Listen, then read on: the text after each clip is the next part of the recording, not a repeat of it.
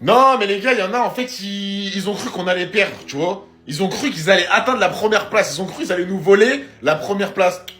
Non, non, non, non. Et ce soir, je l'avoue, c'était un match. C'était même pas un match. C'était une purge. Pendant 70 minutes, à deux doigts du coma, à deux doigts, je m'endors, je me réveille le 31 mars. Mais là, faut dire merci à un homme déjà. Dani Olmo, merci pour ton entrée, merci pour ton but, barre rentrante, magnifique, il a réveillé le match, il a réveillé le stade. Enfin, plutôt, il a endormi le stade vu qu'on a joué à l'extérieur.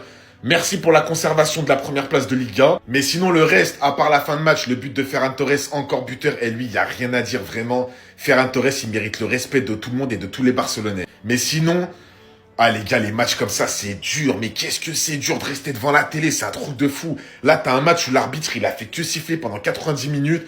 Aucun jeu, vraiment, les deux équipes. Finition, on a fait que rater, que ce soit Lewandowski, Rafinha, Yamal, qui a pas marqué depuis 10 matchs. Bon, il a 17 ans, on lui en veut pas.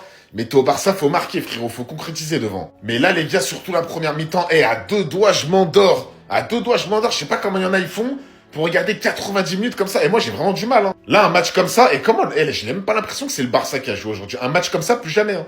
Vous serez plus jamais premier. Vous voulez pas comprendre. Plus jamais. Le FC Barcelone a repris son trône.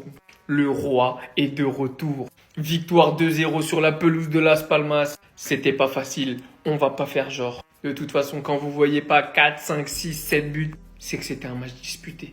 Aujourd'hui, Dani Olmo. Quel patron. Qu'est-ce qu'il a changé le match. Mais je veux saluer Jules Koundé. Je veux saluer Baldé. Je veux saluer Koubarsi et Eric Garcia. Des soldats. On a l'habitude. Pedri fait toujours un grand match. Rafinha, Lamine, on leur donne la lumière quand ils le méritent. Mais le match de Koundé aujourd'hui, le match de Baldé aujourd'hui, quelle performance. Et alors Eric Garcia, Koubarsi, j'aurais jamais imaginé dire ça. Mais Eric Garcia, présent, même défensivement. Koubarsi, je suis à court de mots pour parler de ses performances. Solide, mais surtout alignés. Tous dans la même direction. Tous dans la direction du piège du hors-jeu. Merci aux entrants, Ferran Torres. De toute façon, Olmo, Torres, il va avoir droit à leur vidéo. Rafinha avec une passe sensationnelle. Lewandowski, je vais devoir parler de lui aussi. Mais tout ce qu'on garde en tête, c'est los tres puntos. Le Barça est donc pour le moment seul en tête de la Liga. Mais la pression au Real, on verra s'ils vont assumer demain.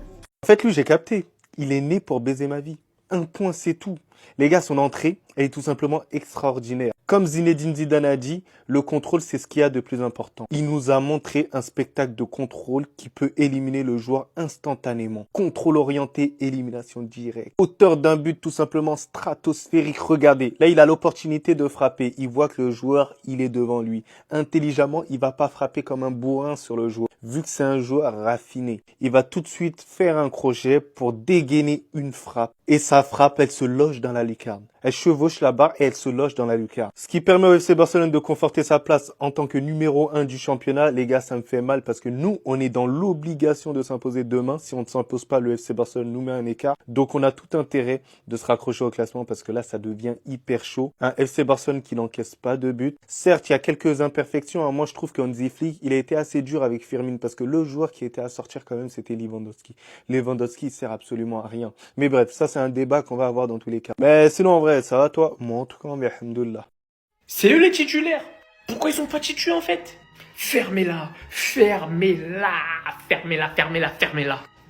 TF7, un modèle, un exemple, la résilience. Et Dani Olmo, le numéro 10 par excellence.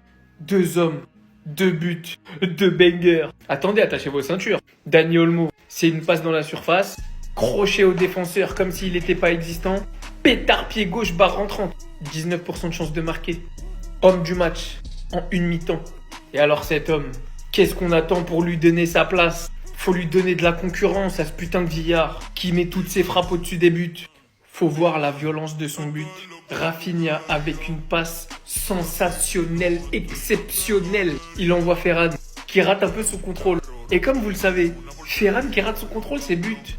Il envoie un pétard du pied gauche, missile, barre rentrante. Parce que ça, c'est pas une, c'est 2 barres rentrantes. Allez voir la violence du choc. Déjà, regardez juste la barre sur le but de Dani Olmo.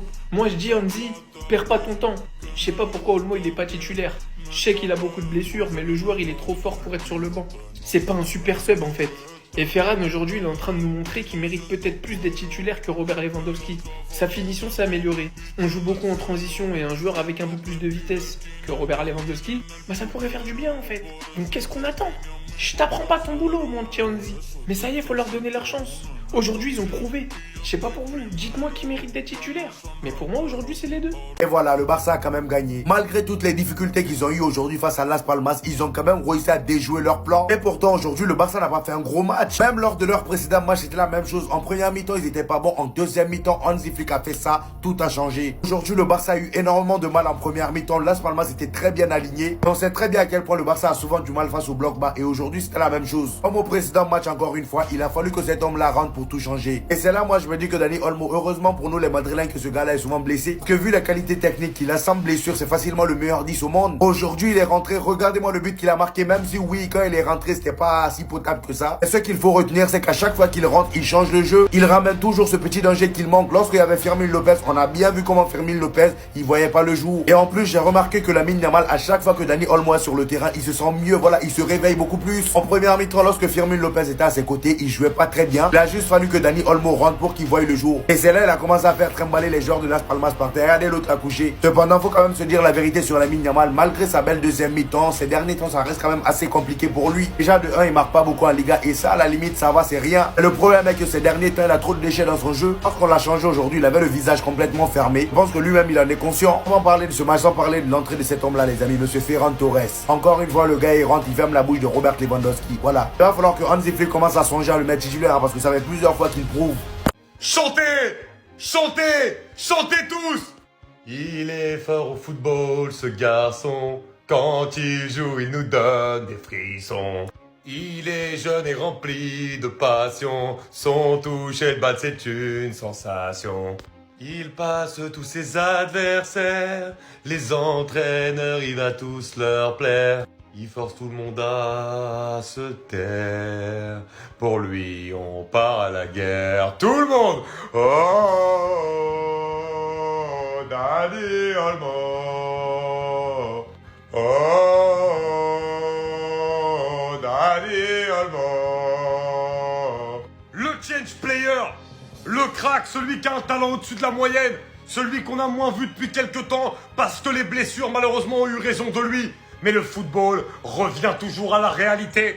Le football ne se perd jamais, l'intelligence ne se perd jamais. Et l'entrée de Dani Olmo a métamorphosé le FC Barcelone aujourd'hui. Et ces 3 points qui sont ultra importants dans un match très difficile. Les différences qu'il fait balle au pied. Le bien fou qu'il fait par ces différences, justement, surtout quand tu joues contre des blocs bas, comme c'était le cas avec Las Palmas aujourd'hui, eh ben ça te change le match. Dani Olmo, les gars, c'est extraordinaire. Il a un talent au-dessus de la moyenne sur son but. L'action avec Lamine Yamal, c'est football para football.